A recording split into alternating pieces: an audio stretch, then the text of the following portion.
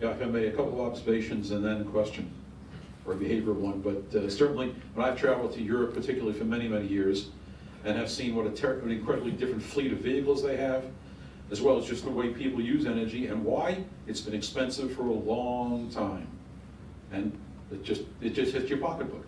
I think similarly, once we have someone coming out with appliances where the timer maybe goes off after an hour of non-use, that's a lot better. I mean, I guarantee you, I will never go through my house and unplug all these little devices that have clocks and then plug them back in, deal with a flashing light. My wife will live in that house. Maybe that's an advantage. Much less energy use. But I've been looking greatly at some investments in companies that make particularly industrial and commercial energy efficiency technologies and devices. And I've looked at several of them, and in each case I've seen what I believe was a good technology, real demonstrated energy savings, but no evidence that they could build a business out of it. And the reason being that in most cases the device or the technology is small enough that while it makes a great return on investment, the impact is small, the selling process is long, and by the time you're all done, it looks like a nice hobby. How do we get past that and get real technologies that work implemented?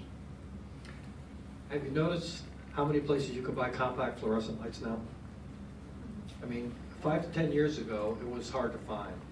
So I think, and I hate to plug individual enterprises, but Walmart decided that they made a big commitment to sell compact fluorescents.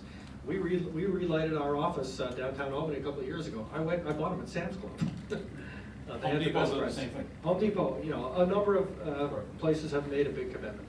So that's a tough nut to crack, and unless you have economies of scale and a mass marketing approach, small devices that save, have a good payback but don't save a lot, it's a tough thing to figure out how to get out into the marketplace. So the people are here though, and maybe this is the right kind of place to ask these questions, I guess, and look for partners.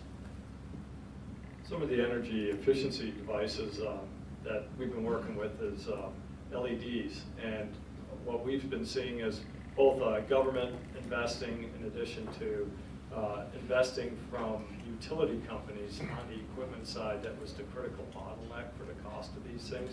And over time and volume, you grow up scale and volume, being able to get beyond that hobby, was to get to that economy of scale, be able to drive the price down. Not that they're cheap by any stretch yet, but from where they were to where they are now, they're making tremendous progress. And so at some point, they'll intercept that desire curve to actually pull. The other thing that we find on a lot of our projects when we're trying to acquire these products is sometimes because they are small scale, the lead time to go get them may be months. And we're on a fast track project, that becomes very, very troublesome to be able to get that in there. So economy of scale, ramping up of these production facilities, and the key enablement of that technology and solving them in mass production are key steps in being successful. Any more questions? It's also, I believe it's an iterative process. Very often you don't get it right the first time. Manufacturing costs are too expensive, materials are too expensive, and so forth. One of the reasons that we're here at CNSE is for that reason, is to be able to continue to simplify the processes, reduce the materials cost.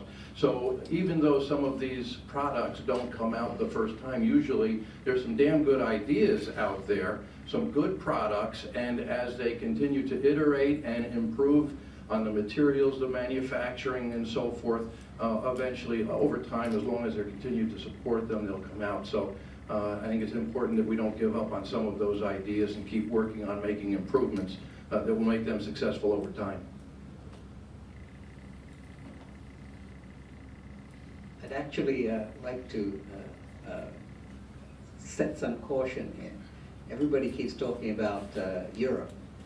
Does anybody realize how much taxation there is?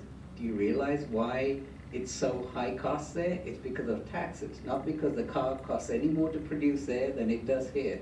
Not because electricity or the price of oil is any different there than here. But by the time they finish paying taxes on that, the companies and the individuals, the price is that high.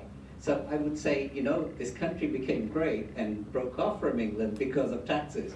And yes, learn from what they're doing, but please don't take that and go the same way, because we'll be looking for another revolution.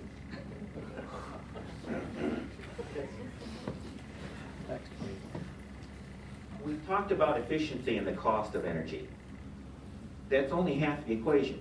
The other half is what is produced by the energy that we consume. You made the point that we Americans consume some large, out of proportion amount of the energy of the world.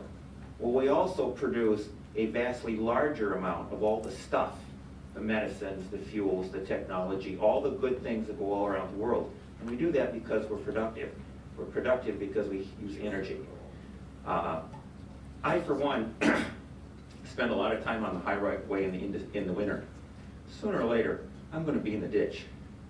And I sure don't want to be in a European car. That's the mindset I was talking about. You guys want to address this? I have a simple comment. It's kind of amplify and wonderful, but most importantly, I see we gotta remain on course. We know our goal. We have limited resources, so like all the panelists said, the bottom line is return on investment. Quality of life will increase, hopefully. Population will increase. Energy, we need more of it. Okay, as far as energy is concerned, what do we have?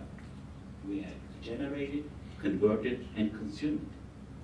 Every element of it can be looked at it as a potential to improve cost and savings. The problem is real. We have it today. We cannot look into technologies that will be available in 10 years. We gotta do something with what we have. So, which technologies are realistic and available, that's a good decision to make. And then we gotta reduce our losses, improve the efficiency of conversion and generation. And as long as we remain on course, I think with help of new coming technologies, we'll be in great shape. I'm optimistic about our future. That's good. That's excellent. You had your hand up earlier, did you want to? I'll let that gentleman go. I'll talk after. I just have a question for EYP. When you're designing a LEED building, is it for a customer that owns that old building, or is there a long-term vision? I'm a small builder, and a lot of times I'm dealing with a client that has a 5-year lease or a 10-year lease. So everything's just very economic based. They're not looking long-term. They know they're going to be out of that space in 5 years. They're going to be out of that space in 10 years. We also do some residential stuff, and it goes back to the biggest box for the buck. And over again, they may ask me to bid it up 2 or 3 different ways with spray foam insulation or this or that, but it's the educated client, sometimes in the residential market I get, will go for the extra energy efficiency. But in the commercial retail market, it's very difficult to utilize, you know. I think the attention to energy efficiency has increased because of certification programs such as LEED. By itself, is it a wonderful, long-lasting thing? I don't know, maybe time will tell, but I think the awareness and the energy efficiency and the cachet